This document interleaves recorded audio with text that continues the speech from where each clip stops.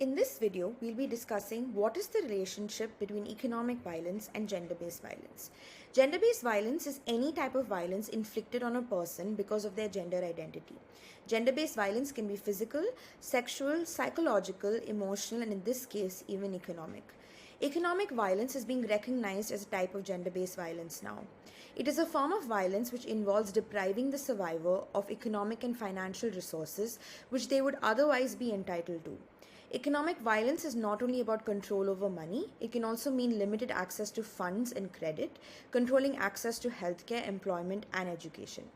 Economic violence can take place against persons of all genders, but some gender identities, such as women and queer people, are more vulnerable to it than others. Often, economic violence takes place by people who have access to secure finances against those who may lack the same. Now I'll be discussing 5 signs of financial abuse. Financial abuse is an additional form of domestic violence also. In many situations, financial instability can be a leading factor in a domestic violence case. This can also mean that the victim can choose to stay in that unsafe environment for the same reason. The following are some signs and steps that should be taken to secure financial security in your relationship, and be aware of these things happening right from the beginning. Number 1, forbidding the victim to work. Initially, abusers may manipulate their victims or survivors into believing they want to provide for them. This will seem charming initially or even sometimes protective, but this is a classic form of control that abusers will form over the victim's autonomy and professional freedom. Number 2, sabotaging work or employment opportunities. If victims or survivors are allowed to work, abusers may begin to sabotage their employment. This could be done by showing up uninvited to their workplace, calling repeatedly, or by causing physical harm to the person before work or an important meeting.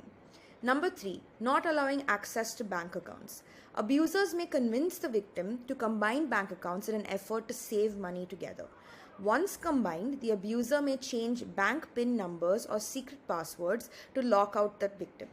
If the abuser does not choose to withhold money completely, they may even grant the victim a weekly or a monthly allowance depending on the victim's behavior towards the abuser. Number 4, ruining the victim's credit. The abuser may open credit accounts in the victim's name without permission, which could be considered identity fraud. Victims may also be coerced emotionally or physically into co-signing for a loan or writing bad checks. Some abusers may simply gain control over all of the household income and refuse to pay the bills. And number 5, manipulating federal benefits.